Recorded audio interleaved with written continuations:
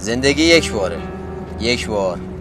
آتاری نیست گیم اوورشی برگردی از اول. هر ثانیه که از عمرت میگذره دیگه بر نمیگرده.